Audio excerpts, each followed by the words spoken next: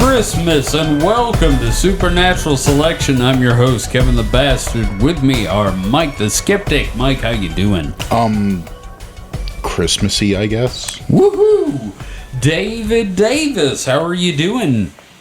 I'm doing okay, but I'm wondering where my ho-ho-hos are at. Oh, bring up them ho-ho-hos. So today, I'm excited. We're going to be talking about Mr. Santa Claus, the secular host of Christmas. But before we really get started, I wanted to ask a question and just sort of spring it on you guys. Mike, what's your favorite Christmas movie? Die Hard. Okay. The flippant answer. That's fair. All right. David, what's your favorite Christmas movie? It's got to be a toss-up between A Christmas Story and Muppet Christmas Carol. That's really fair. Those are really good choices. I am going to go with Scrooged because it combines my three favorite things: Redemption, A Christmas Carol, and the 80s. Because, fuck, dude. But all right. My real answer is A Christmas Story.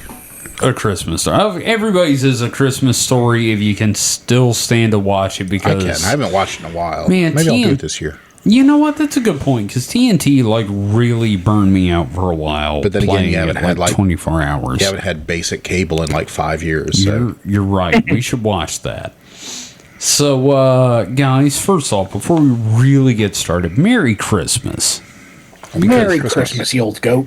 Thank you, because this is going up on Christmas Eve on the podcast, and it's going up on Christmas Day everywhere else. So on Christmas Day, Merry Christmas.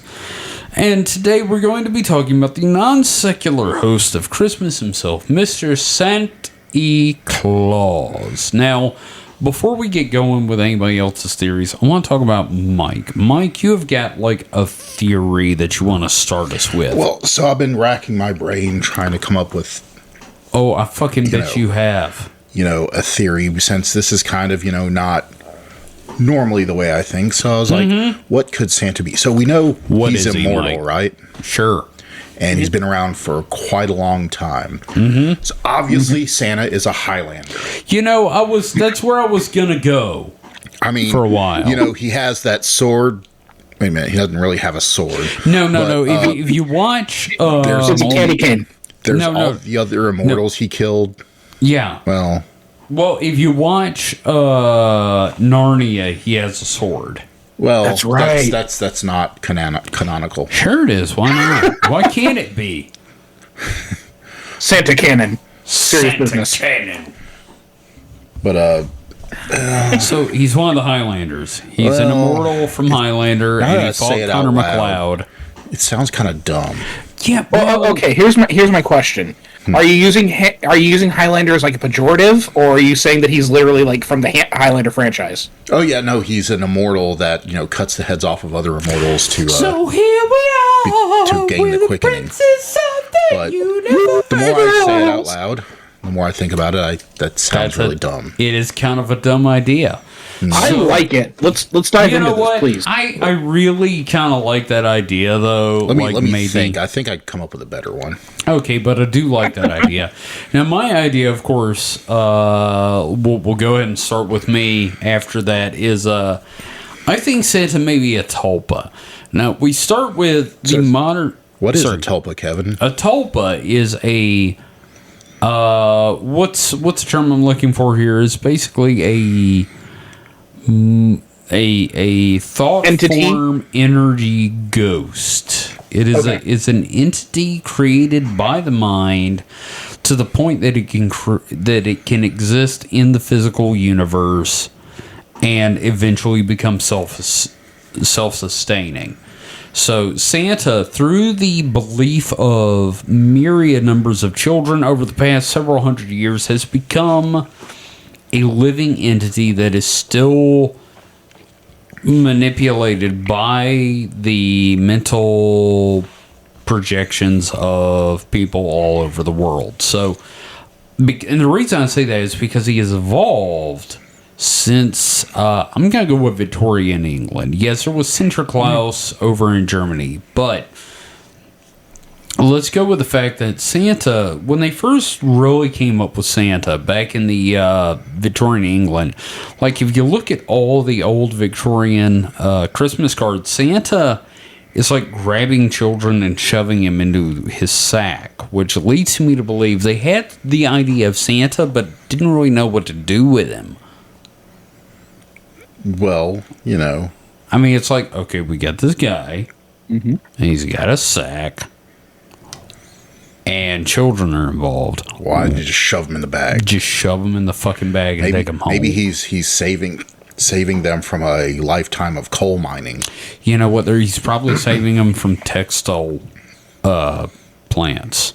Yeah. What's to be done with this right jolly old elf? What is to be done with this fat man? So, and the thing is, as he evolved, you know, first off, they took all these negative elements, like him kidnapping children that were bad, and spun them off into Krampus, which we'll get into later. All these negative helpers, which sort of purified the idea of Santa into a right jolly old elf, like said. And, you know, he didn't steal children. He just brought wonderful things to children. And that brought, like, the idea of, oh, maybe he's riding this sleigh full of reindeer. And then we add Rudolph in the 1920s, and now Rudolph is accepted as real, as part of the canon. Well, you know, I mean, where his origins are from, a sleigh pulled by reindeer, I guess, isn't too far out of the question. You know, the Nordic countries. Sure. Yeah. No, it's snowy. Why not? Sleighs. Lots of sleighs. But, I mean, this really ties into the idea that Santa is... Well, first off, he's indestructible. Like, you cannot get rid of Santa. Nothing ever destroys Santa. If you watch Like Scrooge... a Highlander. Yeah, okay, that's Put him on the fair. hydraulic press channel. No, Will it blend? Santa Claus edition. Oh, no. Oh, God, no! But, like, seriously, he's malleable in, like, the very specifics of his nature, but he's indestructible. Okay, here's a question. Do you remember being told about Santa? Yeah. No. I remember being told, you know, when they confessed he didn't exist. Okay, fair, but, like, I was never told Santa existed. Yeah, you were. And I'm sure he was told to me, but, like, on some level, like, you knew Santa existed because you woke up and there were presents there. So I'm sure it just boils down to you being told about Santa, you know, when you're so young to not even comprehend. Before I came online, yes, I understand the idea. There's also that pop culture osmosis. Like, you know, in my family, there was the tradition to read The Night Before Christmas on Christmas Eve. Well, I mean, I watched the Rankin Bass animated version with the mice, but yes, I mean, we all knew of Santa from all that. We did get him from osmosis. Mm-hmm. But the point is, that's what I'm saying. The tulpa was reinforced. You know? Right. Like rebar and concrete. Or like Jesus. In concrete. And Jesus like and concrete. Jesus, fruitcake, and concrete. So, but the point is, Santa... It's one of those things, maybe you're not even told about, you just sort of absorb, and you accept it. Like, you accept that tiny lie to accept the big lies of the world, like justice. Or you accept that, you know, growing up, you're just Republican when it turns out you could think for yourself. I'm not going into that. We do not tackle political stuff until we come to conspiracies. Anyway, the point is, Santa has evolved over the years, and I think that, like, all the negative things were spun off into Krampus and his various helpers, like Swarty Pete, which we're not really going to go into because I really don't want to attend to that, but... you know, Santa became this pure thing that rewarded good children. And the lump of coal, like, that's not that bad, really. And here's another question. Well, you know, like they say in Scrooged, a lump of coal, or not Scrooged, what was it? But, you know, a lump of coal is very functional. You know, you can do all kinds of shit with coal. Keep you warm, cook your food. Sure. coal may not be sexy or the exciting, but you get the functional present, instead of the fun present. It's thoughtful. It's like a pair of socks, or like a right. What was it? What did they use in Scrooge's? Like some cut of beef or meat. Oh, right. No, veal. Attack? It was veal. Yeah, it was veal and Scrooge. And it was like that was a thoughtful present. But the other thing is that canon of Santa as a tulpa grows. We get new characters, like Rudolph. Rudolph was a fucking country song by Gene Autry, but now everyone accepts that Santa leads the 8 other reindeer that we've had for like 200 fucking years. Now there's a red-nosed fucking X-Man leading the reindeer. The point is, it's malleable but indestructible. Santa exists, but he can be affected by the belief of everyone else. He is shifted by the vision of everyone that believes in him. And the Coca-Cola Corporation. Oh my God, you will not believe. Totally. Like, we didn't have a solid interpretation of Santa until the Coca-Cola ads. Well, that's just a given. That's just the fact of modern-ish media. Well, I'm going to be the actually guy here. I'm going to be the actually guy. Okay. Are we going with Thomas Nast? Well, okay. I've wanted to correct you on a couple of things so far. I'm not going to until we get to my part. Go ahead. But it's kind of an exaggeration that Coca-Cola invented Santa. They popularized the image, but the red coat, the white beard, that existed prior. That was all Thomas Nast, who was a cartoonist in New York that also was very against corrupted government with Tammany Hall. Mm-hmm. Yes. So you could just say that the Coca-Cola stuff just solidified and gelatinized the more myriad interpretations of Santa Claus. Santa Claus is a product of the world vision of Santa, and Coca-Cola solidified that. Mm-hmm. Yeah, I mean, that's a given. That's how that I'll get off my soapbox now. No, I totally agree with you that, it's an evolution. It starts with Tom and Ass. It goes to Coca-Cola. It goes on from there. Eventually, Santa may have a fucking teleporter.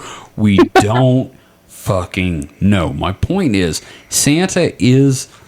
And the other thing, it's like Tulpa, because Santa has become an existing corporeal being throughout the world, but is affected by everyone's perception of him. He can evolve. The only way to really kill Santa is to sit there and shoot him with mind bullets, which means 1,000 people sitting there going, "Go away! Go it's away!" Like that psychic. It's like that psychic episode of South Park where all the psychics are having a fight. Yes. No. No, go away! Go away! I don't like you, Santa. Go away! So, and that's my opinion on Santa. That's how I see it. I think that Santa exists in the physical sense that he's like a fairy. You have to keep clapping. I like that. It's cute. It is, and I think it really kind of works in the same way that Men in Black work. In that, yes, we've created this horrible tulpic beings that come and fuck with us when we've seen UFOs, but also have some presence. Just have a pen to see how Santa reacts to that pen. Oh, yeah. It's a nice pen. Can I have that pen? What is that pen? What does it do? What is that pen? Oh my God, I want to wait up and see if Santa comes down my chimney and I can give him a pen. That would be great. David, thank you. I've got a plan for Christmas now.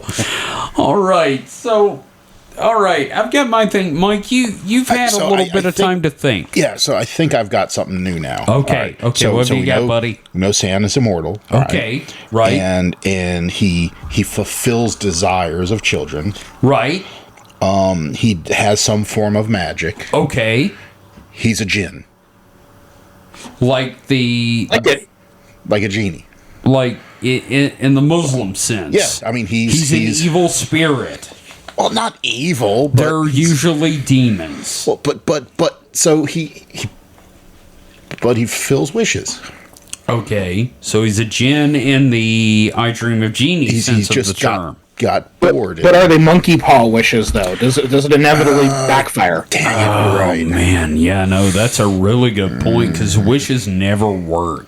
Yeah, they always have some kind of gotcha, don't they? I wish I had a toy. Yeah, I mean, it's like the Make-A-Wish Foundation. The kid still dies of cancer. Yeah, oh my god, fuck. Damn it. Fuck, all right, I need more booze after that. All right. No, Okay, I think I come up with something. Just give me a little more time. Okay, but it seriously is like, oh, you want a train set? Your parents are dead. So, David... You want a dog? Well, it has no legs. My God! It's a rolling wiener dog. That's all Santa brings. I want the family to be together for Christmas. Okay, well, here's a car bomb. You're all together in heaven. Oh, you want to be together? We're all buried in the graveyard. Ho, ho, ho, ho. Monkey Paw Santa is my new favorite thing. I agree. That is the best fucking idea. We should make that, the new... Oh, yeah. No, that is like the Victorian Santa right there, man. So, David, you wanted to tell us about Santa's best friend and tool, right? Right. So, let's talk about Krampus. Yeah. So here's the thing about the holiday season. A lot of us focus on, like, the cheery togetherness part of it, but it's also kind of a dark season, isn't it? It is. I mean, like, when you go back to, like, the general origin of Christmas, we're basically talking about a 5-day delay of the the winter solstice for pagans. And it was a time of darkness. It was a time of fearing the night, which is why candles are such an important part. Right. So if you think of the figure as Santa Claus as kind of like the manifestation of the good of the season, right, then you obviously have to have a dark counterpart, and that is Krampus. Yes, which Krampus... Oh boy, what a great guy. Let's go into him. Krampus is fucking metal, dude. I love Krampus. Yeah. So I kind of wrote a little mini essay here. We all went into this like fairly blind, and David wrote 3 pages. So let's go into that. All right. So I'm going to kind of read through. Please go ahead and chime in, ask questions, make observations. Okay. Oh, absolutely. This is going to be great. So, Krampus has been on the rise when it comes to like contemporary Christmas culture in the 20th century. Yeah. But the hellish Christmas beast's origins date back centuries. So when you were talking about Santa Claus as being like Victorian period, that may have been Santa Claus, but yes, the Santa-like figure extends much further back. Yeah, we go to Sinterklaas and St. Nicholas himself. Right, and I'm going to talk a little bit about St. Nicholas in this whole thing. But, of course you will. What I want to talk about is that, like, Krampus is not a singular thing. There are all these different regional variations on the same principal idea. Yeah. And then, while not every Bavarian area nation celebrates Krampusnacht, which is the night of Krampus. Which is awesome. An entity that we can reasonably dub as Krampus exists in multiple cultures. Yes. Now, before we begin, I just want to cite my sources. I'm not going to go very deep into here. We could probably do an entire episode on Krampus, but I'm going to be using History.com and National Geographic magazine. Yeah, 2 of the best sources. All right, so before we begin, how would you describe Krampus? I would describe Krampus as the large goat demon man that comes and takes your children, shoves them in a basket, beats them with sticks, and makes them wish to God they'd been good. Mike, how about you? So I thought he was more kind of like Satan-y, goat, satyr-y, where he, kind of was half man, half goat. Yeah. But, but yeah, still, grab children. I don't know if it's just bad children or children in general. I don't think good children have to fear Krampus. Right, so you both are pretty much on the money, and again, there's dozens of variations on Krampus, because every single little Bavarian country has their own variation. There's variations within each country. But, typically Krampus is described or viewed as a half-man, half-goat figure. Yeah. Oftentimes he has a long venom-like tongue, making him an inevitable villain for a future Marvel movie. That's just fucked up, dude. or makes him very popular with the ladies or guys that go that way. About that, actually. Everybody loves that tongue. He's often depicted with a chain like Ghost Rider. Uh-huh. He has a wooden pack on his back. It's basically just a basket in which he spirits away naughty children. And he has a bundle of reeds that he carries with him to slap around children to punish them. Fuck you, kids. Fuck you. Ha! I'm Krampus. So, what I described is basically like the universal image of what we assume is Krampus, especially here in the U.S. Thanks to horror movies. Right. So he's typically seen as the dark counterpart to St. Nicholas, who is a figure we typically attribute as the precursor to Father Christmas and today's Santa Claus. Right. With that being said, Krampus is just a variation on an existing theme, the duality of the Christmas season. Right. You also have other figures that are like him. So you have the Germanic Belsnickel. Belsnickel's a great name.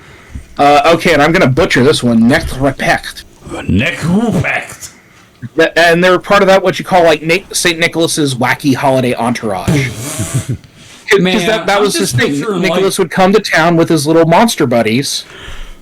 What's up? St. Nick's here. I got my posse. Fuck y'all. Yeah, that's pretty much how it went. Yeah, no, he's just got like this. It's like, hey, I got presents. If you ain't been good, fuck you. I've got my bitches. That would be, man, we gotta bring that shit back. Yeah, there's a lot of traditions here that I'm going to talk about that I think we need to bring back. Oh, so, yes.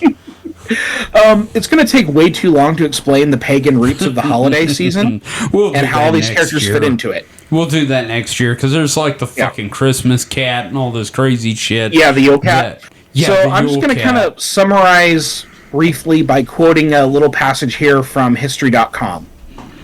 So they write, Krampus and St. Nick's other bad boys have their origins in pagan celebrations of the winter solstice. That sounds like a boy band already. Jesus.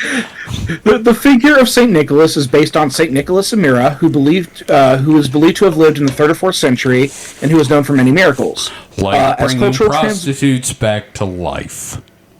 Yeah, I'm not really familiar with a lot of the saints. I'm familiar with St. Nicholas. He threw money in to help prostitutes. He brought children and prostitutes back to life. It was a whole thing. And he threw it through the chimney. That's where that came from. He threw it through the chimney. Oh, interesting. That's So, as cultural transmission and appropriation end up being an inevitability in human history, these characters later became part of the Christian traditions. And, St. Nicholas would visit children on, December 6th to reward the children. Mm-hmm. So, around December 5th, his menacing partner, St. Nicholas's menacing partner, would visit kids to punish them. So in Alpine Austria and some parts of Germany, this day, the December 5th, was known as Krampusnacht or Krampus Night. Okay, Krampusnacht is like the best band name. It really is. Oh my god, I want to be a member of Krampusnacht. Now here's why Krampusnacht is really cool. Mm-hmm. The usage of Krampus in such celebrations such as Krampusnacht is similar to other supernaturally tinged dark celebrations aimed at children, such as the Japanese Namahage. Have you ever seen the Namahage before? I don't know if I have, but it sounds familiar. Please explain. So it's a tradition in certain rural parts of Japan where you have people wearing Oni masks, wearing heavy straw coats, and they come to the door of the home, and they beat on the door frame, make roaring sounds to scare the children into being good. Ooh. Holy shit, that's awesome. Right? So, that kind of idea is similar to what's going on with Krampusnacht, because the idea is that these children were to be scared into good behavior through parents dressing as frightening and monstrous figures, which is cool as shit. Yeah, holy shit, yes! Now, the best part about... Now, the best part about this is the adults get something out of it as well, because many of the adults doing this were the fathers of the children who'd get shit-faced at the local beer garden and then chase their children around wearing Krampus outfits. Oh my god! Jesus. It's awesome, and now I want children! Oh my god! Like, literally the only reason I would have children is to chase them around dressed as Krampus, because that's fucking funny. Be good or I beat you with sticks and stake you in basket!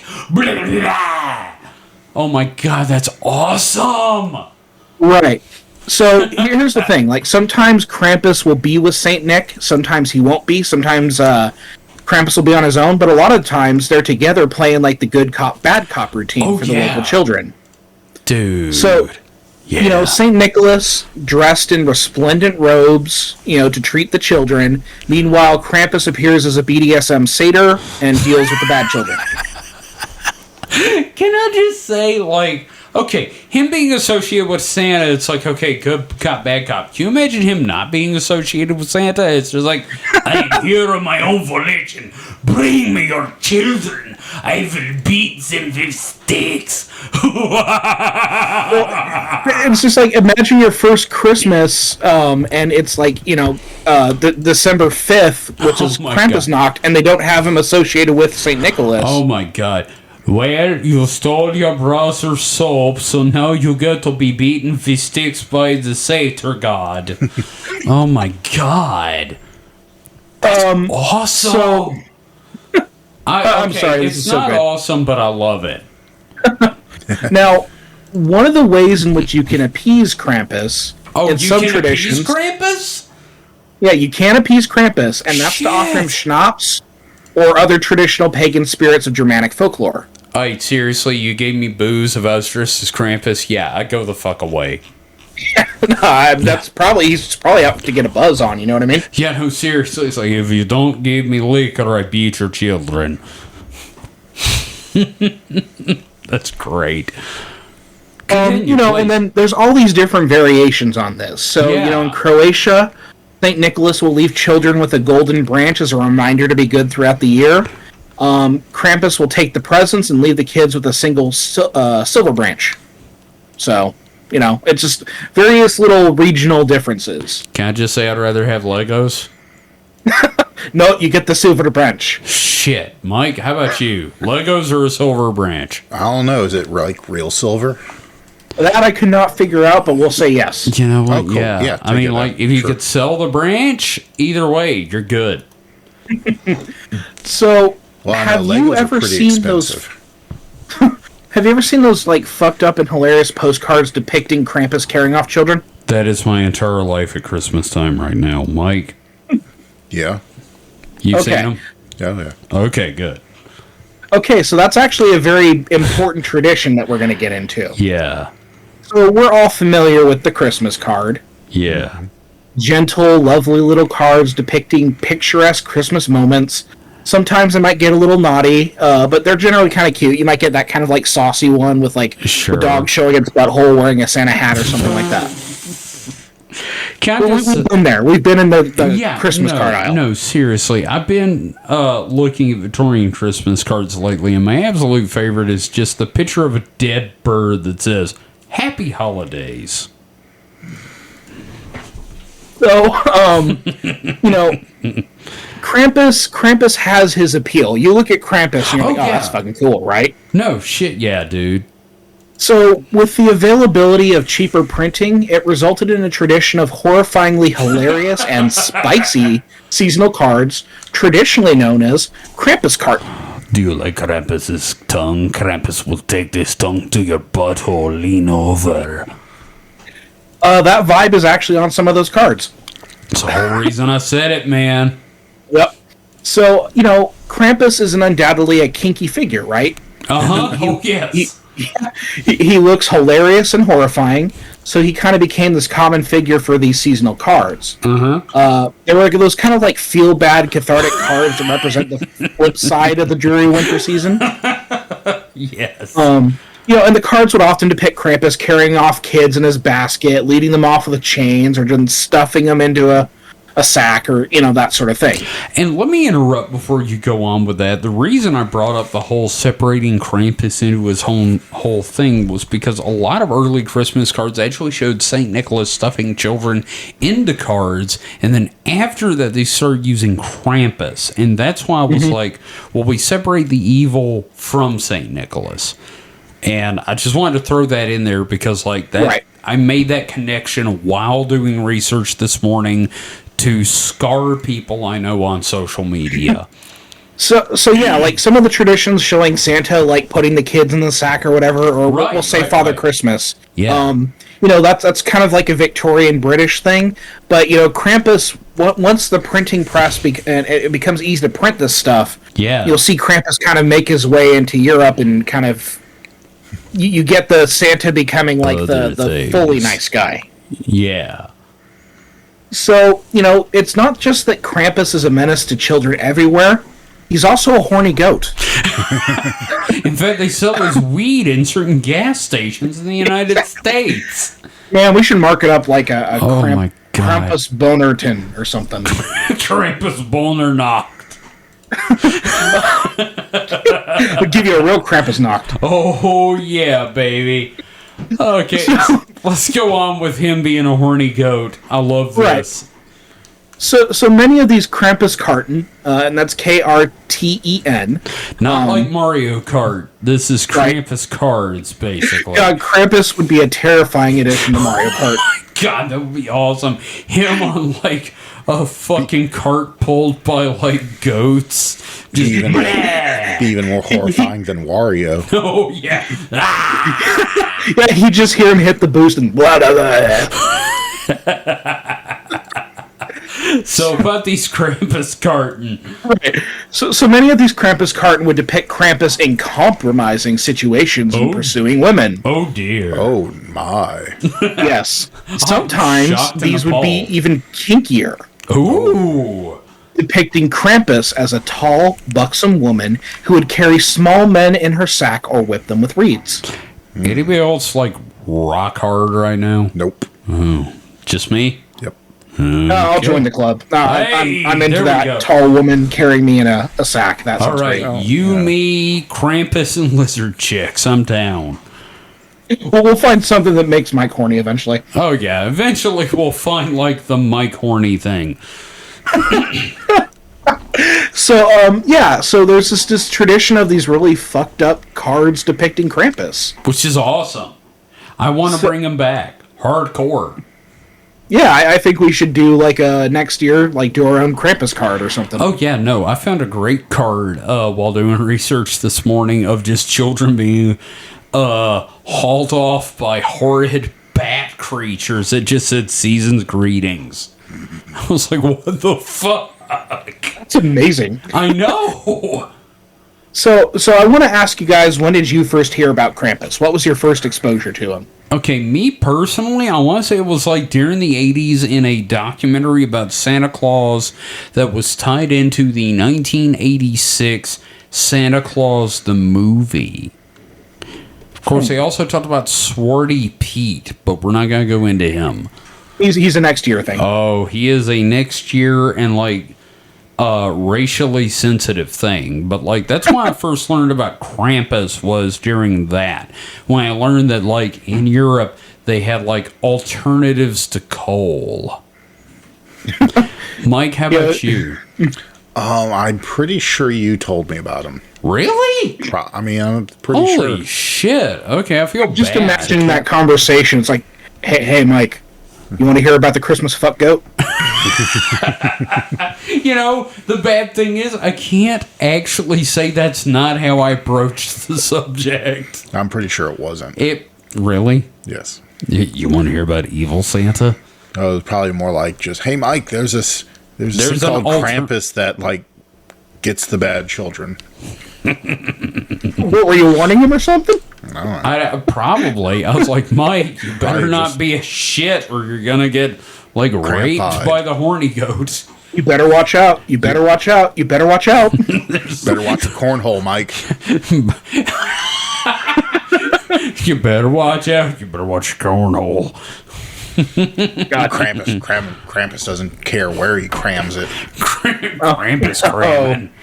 Oh, man. Oh, God. That toe's got reach, that's for sure. What was that, Mike? I also say that Krampus just sounds like what happens to me when I eat too much bread.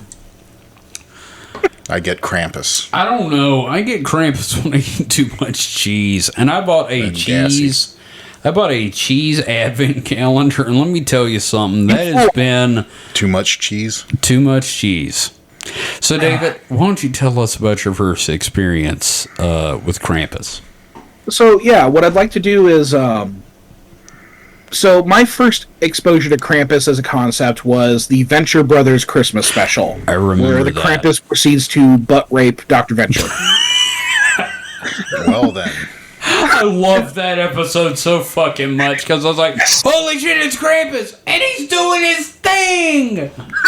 So the idea was that like Krampus was strictly like a European thing for a long time until about the mid 2000s. Mm-hmm. That's when we start kind of filtering Krampus into our own Christmas traditions. Yeah, and many sources are kind of telling me that like graphic designer Monte Beauchamp published a book that was just a collection of these different Krampus cards. Now, when you look up Beauchamp, be sure to look up Monty Beauchamp and not Bianca Beauchamp, because that is a totally different thing involving latex. Yep, I know what you're talking about. All right. All right. Going out all the places to find this stuff. Yeah. So today Krampus has just kind of become this tradition for Americans now too. Which is great. It's just kind of like this ironic holiday display, and then you have all of these Krampus-themed movies that have been made in the last 20 years. Man, we love Krampus as a horror movie idea at Christmas now. Yeah. And I could probably talk a lot more about Krampus because, I mean, there's so much that I could talk about here, but I don't want to spend too much more time on this because I'm dying to hear what Mike has to say about his theory. It's coming along. I'm not formulating. Well, what we're going to do is next year we're going to do like a whole episode at Christmas of non-Santa related stuff like the Yule Cat, the Yule Goat, and we'll talk more about Krampus then. Right. And we'll do some research into other Christmas traditions that are not Santa related. And I think that's going to be a lot of fun. I'm really excited about that, to be 100% honest. Right. And David, thank you for bringing us so much information about Santa's dark symbiotic twin from hell. Right. And I think that's part of my theory as to like what Santa is. He is an element of nature that has two halves. I agree. I feel like Santa, the whole idea of Christmas, really, you've got the Christian goodness and you've got the pagan darkness thing, and I think they're like two sides of the same coin, and they're both necessary. I think like we've had Santa on his own too long, and children need to fear the horrid goat thing. And if not, I just looked in the outline and I saw that little joke you put in there. Which one was that? At the bottom of the outline, it made you look. That is not me. That is Mike. Mike. Oh, I got Mike. Look, son of a bitch. Anyway, point is, I was wondering if someone would find that. I really, because it's in one point font. Oh, you got me, Mike. You really got me there. But I really think we need like an alternative to Santa, because I think America in general has become too, Santa's got to bring me what I want, or he'll bring me coal. Nobody brings me coal. Yeah, what if the goat thing shows up and does horrible things to your bottom? Okay. Damn, Mike, just fucking shoot me down like that. No, I'm just... Anyway. It's like, I don't want the horrid goat thing to do things to my bottom. I'm just saying, like, at least. There need to be real alternatives, not just coal. I mean, like, drag you off in the basket with switches. We need to bring that back. Now, that being said, now that me and David have said this, you've had plenty of time to think, because let's talk about your theory on Santa, because you have not told me a think about this developing idea? So I've thought long and hard about it. Long and hard. So not only does Santa have to be immortal, and have to have some kind of power, either from himself or maybe, totems. Yeah. Yeah. Objects of power, he probably had a lot of time to collect this kind of stuff. If you're a fan of the Wheel of Time, Terangriel, if you will. But yeah, any thing like that. He has a following. He's gathered time to gather, so he has to have been around for a long time, probably even longer than he's been doing this kind of stuff. Sure. So you're saying he's had time to gather his marshal his troops. Yeah. So. And also, he seems to have. You have to think, what is his purpose? Why is he doing all this? He can't just be for being nice. No, why? This better not just be a Time Lord joke. No, why is he? I don't think Mike trying has to it bring in him joy to to all these children, and especially Christian children. Okay, because it's pretty much Christianity here we're talking about. Yeah, no, Santa's That's not because he's bringing trying to the Jewish children. He's trying to atone for a sin. Wait. He is Cartiphilus, the wandering Jew, trying to make amends and finally be able to die for Jesus to forgive him. I cannot explain the level of face palm I'm experiencing right now. No, it makes sense. He I mean, why else? Because he was so he was baptized. So he became Christian. He was rebaptized as Joseph by Ananias as Joseph. Wait. Yeah. Oh wow, you've done way more research into this than I did. That's amazing. So Saint Nicholas was alive between 270 AD and 343. Okay. So you're saying that was Cartiphilus? So that was Cartiphilus. Yes, he tried to be the good person, and his reach wasn't big enough. So helping he had children and prostitutes. So yes, so he had to go because Jesus liked prostitutes. Sure. Yeah. Okay. So he realized, liked a lot of people. He realized after that short stint, he had to go bigger. It had to be more than just a little town. So he built it up over a few hundreds of years, decades, maybe even a century or two. Maybe he had a little misstep there as the Count Saint Germain. Okay, so what you're saying is that the Count Saint Germain was just like a stepping stone. Attempt. Yeah, he's trying to gather his resources, and he realized it didn't work. So Saint Nicholas, Saint Germain. Why was he called Saint Germain? Maybe he just picked up that affliction. He was like, I'm a saint. And he just steamrolled it. Now he's Santa Claus. So you're saying... Yes. That Santa Claus, the jolly fat Christian man... Yes. ...is a guilty Jew that mocked Jesus. He's not a Jew anymore because he was baptized. Therefore, he's Christian. David, say something, please. Honestly, it sounds like the ramblings of an insane person, but I'm into it.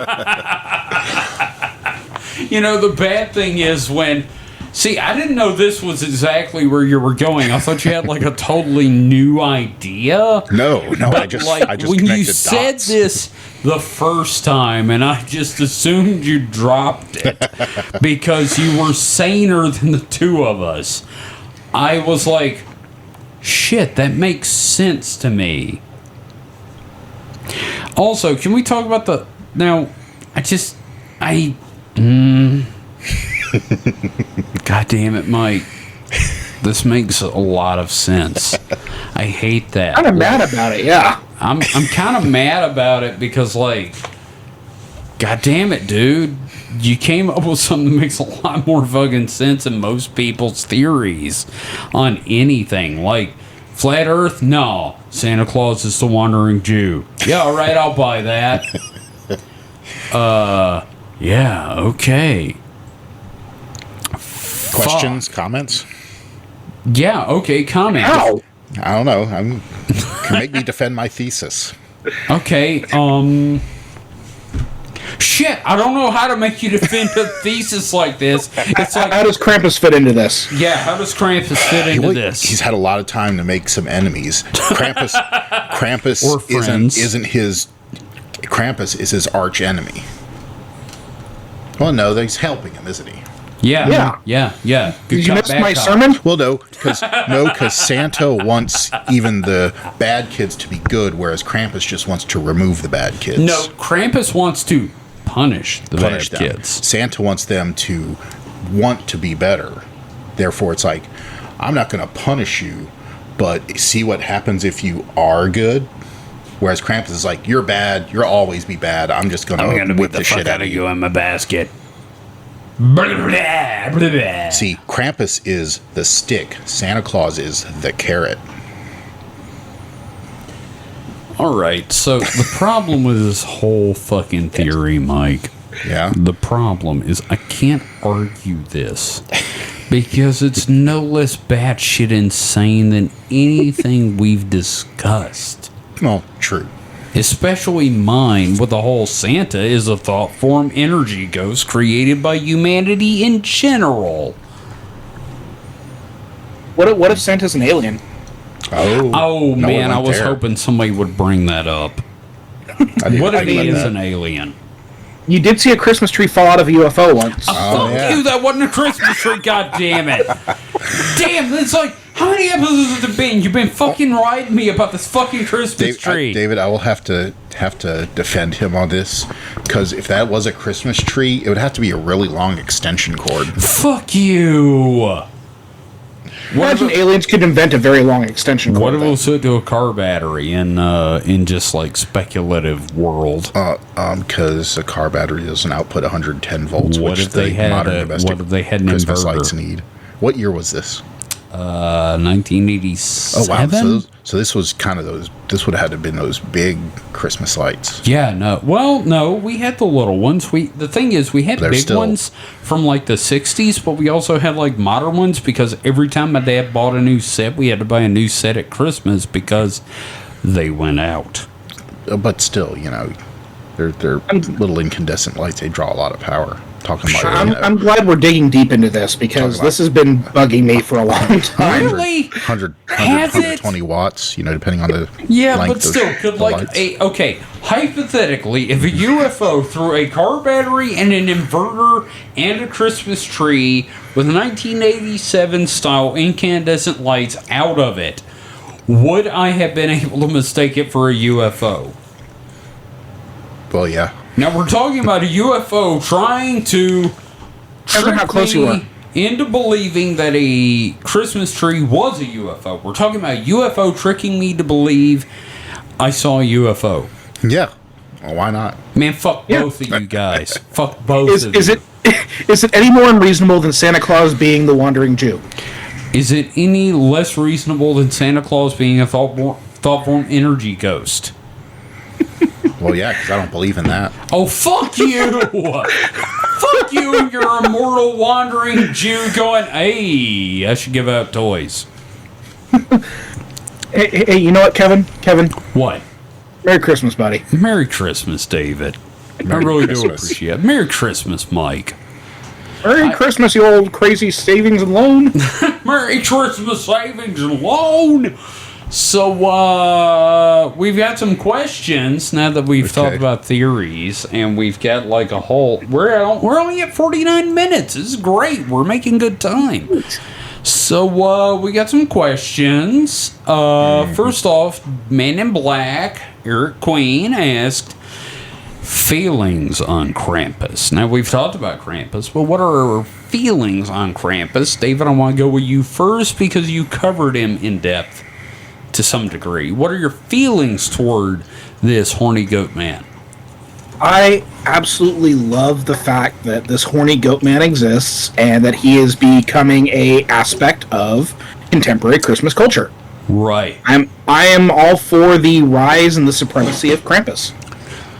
I will say I am fully for the return of Krampus. I feel like, yes, we need a bad cop to our Santa good cop. I think that children need an actual alternative besides, Oh, you'll get a lump of stuff that is useful in your stocking. Mike, how about you, buddy? I don't know. Like, in the sense of Krampus being reinstituted into the concept of Christmas. I mean, I don't think Christmas needs a dark side. Oh, fuck you. I think Christmas needs a dark is side. all about- Christmas does have a dark side, though, so I feel like there needs to be some sort of symbol for that. Here's the dark side already of Christmas. Freaking capitalism. Oh, shit, dude. It's already got a That's the real heel. killer. Mike, you just punched me in the fucking stomach with that. So, but Christmas should be all about light and hope. I think it should be about light and hope with consequences. No, that's the dark winter afterwards. That's all the consequences. All right, that's fair. Well, we did ask your opinion, and we didn't, sign on to argue about that, so thank you for that. Now, we haven't... What about you? Me? Yeah. Oh, dude, no, we totally need him back, just because I feel like we need consequences for Christmas.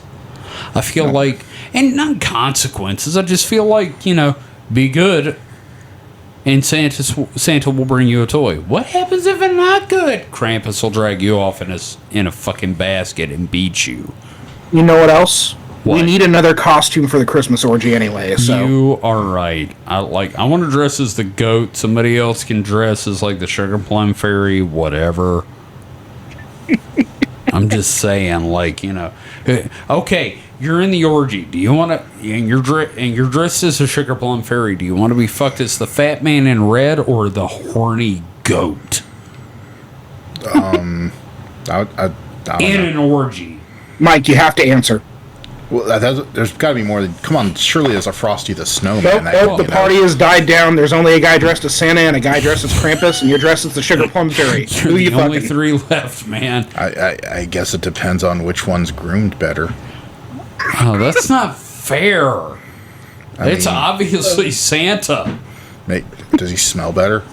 Yeah, because Okay, yeah. Smells like cookies. There the you go. goat guy is gonna smell like a goat guy. Yeah. No, thank you. He's gonna smell like sage and pine trees. Yeah, but he knows how to fuck better. Sam almost seems spit like up my a good Coca-Cola. bottom. Okay, we had another question from Ghost Forge. Moving on, asking if we're gonna cover the Yule Cat and Parkta. I don't know what Parkta is. But we did talk about next year we're going to cover more obscure traditions at Christmas. Let me look up what Parkta is. Or Perchta. As soon as I find the home row keys. So, did you say Yule Cat? Yeah, I Yes, did. the Yule Cat. Okay. Is that? I hope that's not like the Yule log, and you don't set the cat on fire. Oh, okay, Perchta, also commonly known as Parkt, and other variations, once known as goddess in Alpine paganism in the Upper German and Austrian regions of the Alps. Her name may mean the bright one. It's probably related with the Berchtentag, meaning the feast of the Epiphany. Jugendmacht provides an alternative etymology, attributing the origin of the name Parkta to the Old High German verb pargen, meaning hidden or covered. This episode's been a little bit too Germanic for me. It really has, should we be like Sieg Heiling or something? No. No. Okay. But Anyway, I do say that it's highly related to Christmas and the winter solstice and paganism. I would say it's interesting though you saying all that I didn't know that Klingon celebrated Christmas. Yeah, that's what it Yeah, sounds no, like. seriously. Yeah. So, we'll cover that next year for the next episode. So yeah, Yule Cat and Parkta. Let's see. I said we definitely plan on it, but we'll definitely get confused and look them up. Yeah, because we're not familiar at all with that. Now, Ghost Force says they're gory as hell and we'll love them, so we'll find out about that later. You said you had your hands full with Krampus. Mm-hmm. Yeah, I understand the context of that now. Yes. Also put Pi Natal on the list for next year if SNL didn't make that up. And I said, well, if they did, we'll cover that in Hanukkah Harry. Which, on Heuschel, on Moischel, on Shlomo. Apparently it's Hanukkah Portuguese. Harry. What is? Pi Natal. Really? Yep. Wow. It's basically looks like on a Google search, it looks like Portuguese Santa Claus. Oh, cool. We'll go into that next year. Let's see. Okay, Ghost Forge had a really good question that's unrelated, like, to the paranormal. Hang on. Before we go into hits, I just want to make sure we don't have any questions from the Goons. Oh, no, not the Goons. Oh, the Goons. Actually, we have no questions from the Goons, except with we did get some subscribers out of me asking them if they had questions. So that's kind of cool. So thank you to... hang on. My brain is not working. Thank you to Dudercleese for subscribing. Dudercleese is awesome. Apparently, there's a Yeah, I know him IRL. He's an awesome dude. Yeah, he from everything I've heard, he's an awesome dude, and there is a ritual known as the shaving of the Dudercleese. Yeah. So, A Dragon Con tradition. Dragon Con. So, Ghost Forge said, what kind of family holiday traditions do you all have? Not generic like go to Christmas Mass kind. He said, caroling is uncommon enough these days that I wouldn't call it generic. So let's start with Mike, our formerly Catholic friend. What Christmas traditions do you have? Not. I mean, I've lived with you for several years now. So for my family, I mean, it's not probably out of the ordinary. I'm pretty sure it's probably a close to even split on who does and doesn't. But one thing I can think of is that, like, the Santa Claus presents for us kids weren't wrapped. They were just like appeared under the tree, overnight. But they were usually just laid out, like I remember one year my dad like put the GI Joes out and they were kind of like in a little battle scene and okay, that's like really awesome actually. That's cool. Or like the Nintendo. Well, we got the Nintendo, like, did we get it? I'm trying to remember. One of them we did get over Christmas. Maybe it was the Atari we got. And it was like already hooked up to the TV, so you could just start playing right away. Oh, that's cool because we had to hook mine up.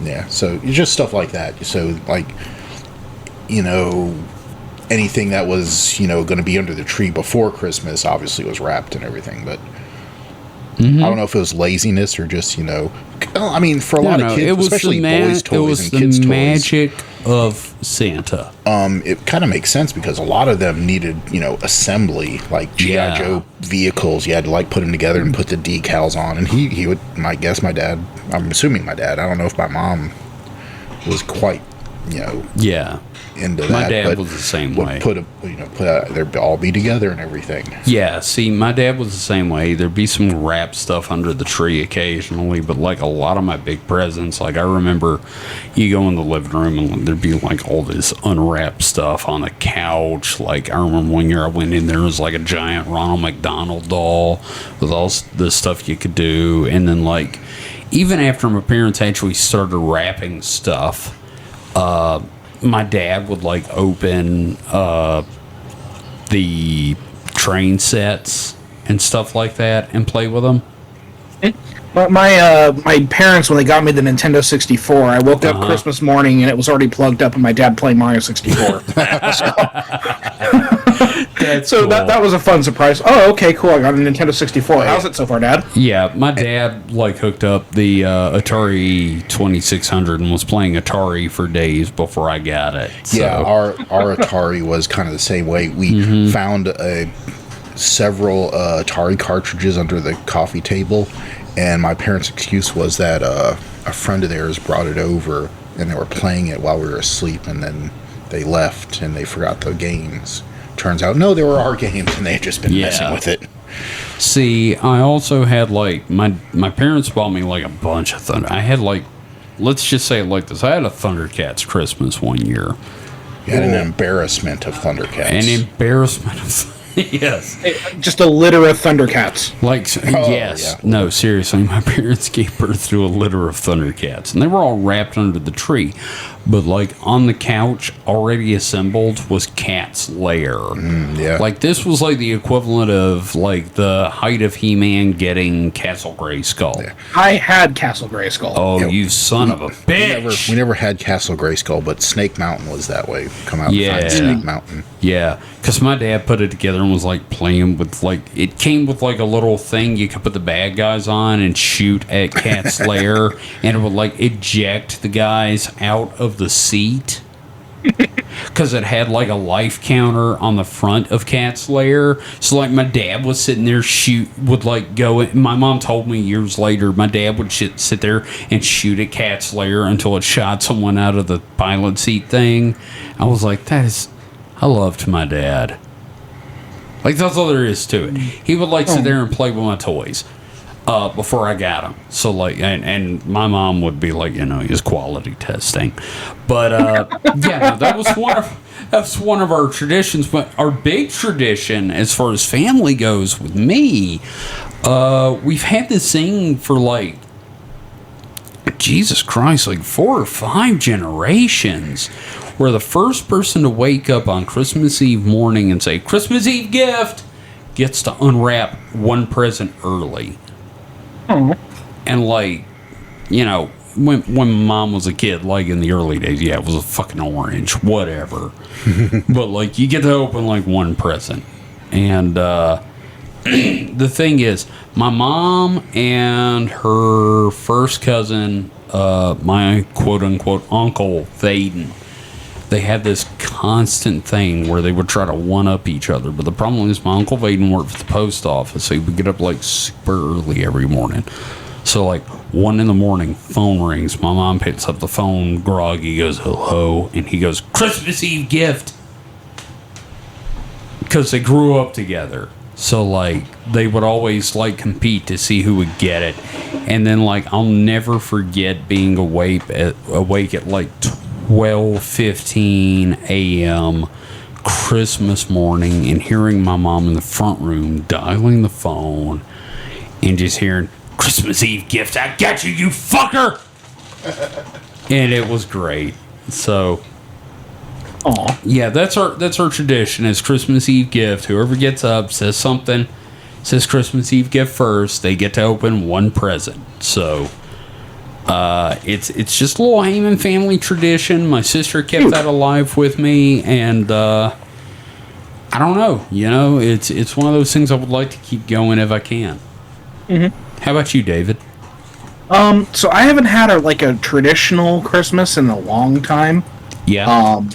And I can't really think of any, old traditions, but I am trying to, build new ones. So usually, I have a Christmas movie that I'll put on. Like, if something's in theaters, we'll go see that. Or, the other things around Christmas time, I like to rewatch the Lord of the Rings trilogy. Oh, that's fun. It's like a Christmas movie for me. It's weird. Like, it's not necessarily a Christmas movie, but it's kind of like that comforting thing. Yeah. Yeah. But no, I don't really have tradition I can really think about. We don't have I guess when I was a kid, the joke was always to take a present, make it nice and big, make it feel heavy, you would put a brick in there and then a gift card. Mike, why don't you tell them about some of the shit you pulled on me, you son of a bitch? I've done several to Kevin like that. Let's talk about the hard drives, motherfucker. Oh, what was that gift? I don't remember. It was like a gift. It was like a CD package that you made up. Oh, it was probably like it a had game something in it, and then yeah. at the bottom it said you'll find it somewhere else. Oh, yeah. So, but it was just a box with I think 4 just crashed hard drives, so they weren't worth anything except they weighed a ton. Yeah, they weighed a ton, and there was The Legend of Zelda and the Bucket of Meat. Yes.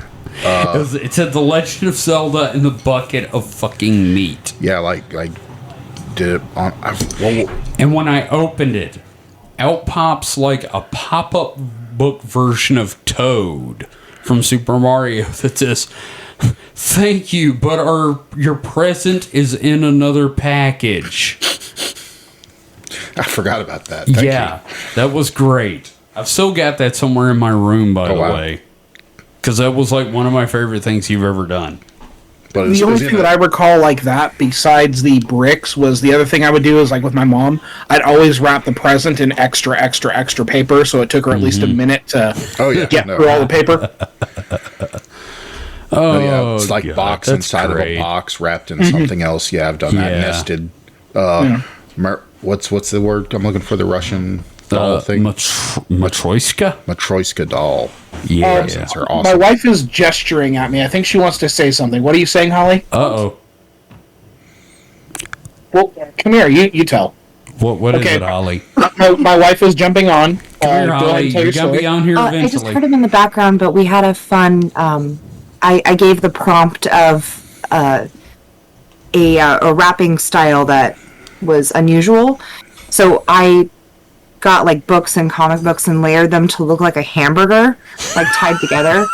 And right, I remember that. He got me something, and I can't remember for the life of me what it was, but it was wrapped in tissue paper, a Ziploc bag, duct tape, and then sunk in the bottom of a bucket of water. So, like, I had a cute little tissue paper cheeseburger under the tree, and he's like, "You have to go outside for your Christmas gift." I'm like, what the fuck is going on? Oh, God. You missed the assignment, y'all. Yeah. Oh, my God. Thank you, Holly. Thank you. Thank you, Holly. Oh, that was great.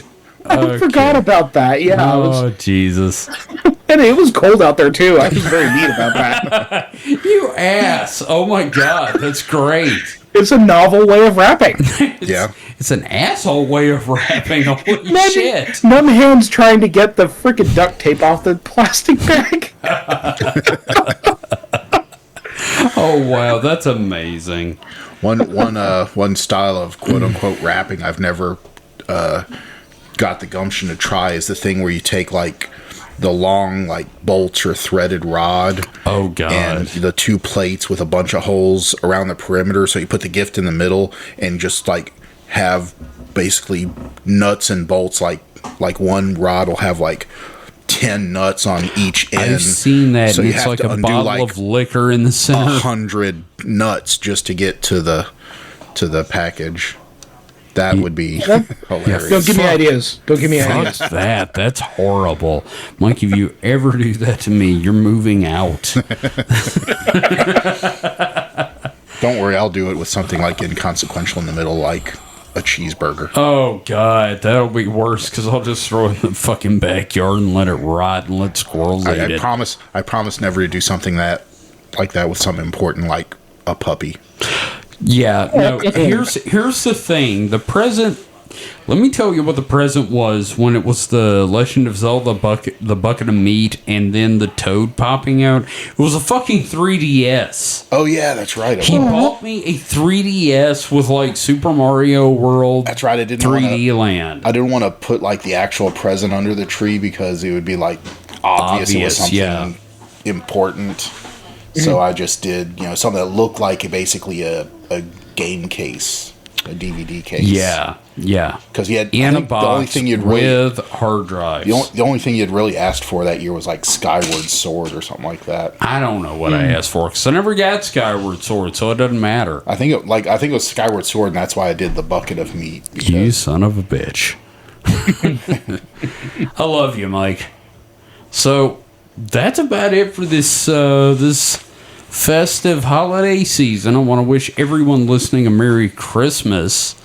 We have had a great time talking about Santa and his various accoutrements.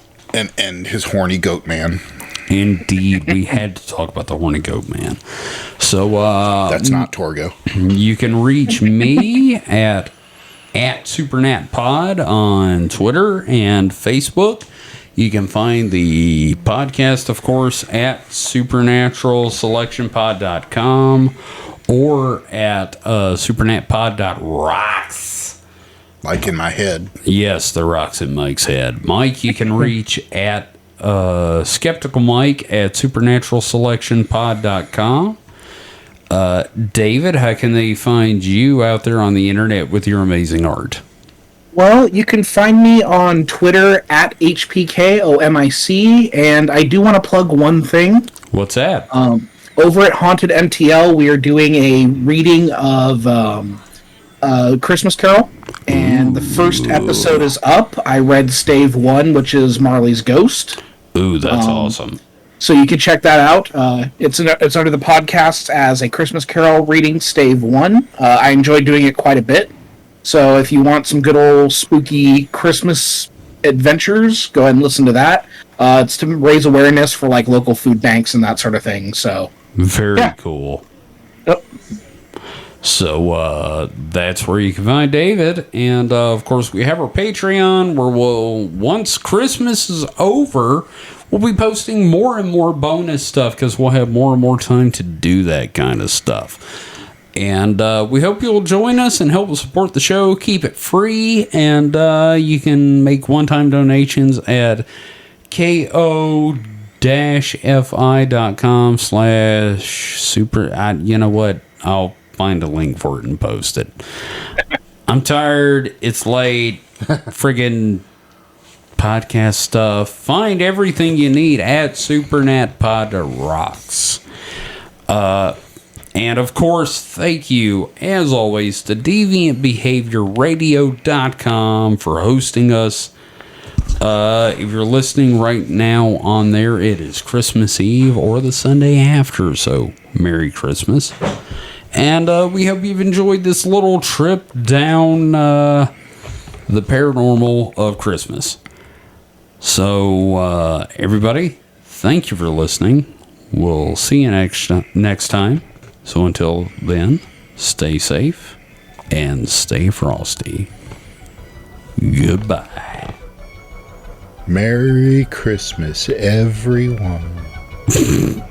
God bless us, everyone. Oh, that's nice. Damn it, I fucked that up. You fucked that up, Mike. Damn it.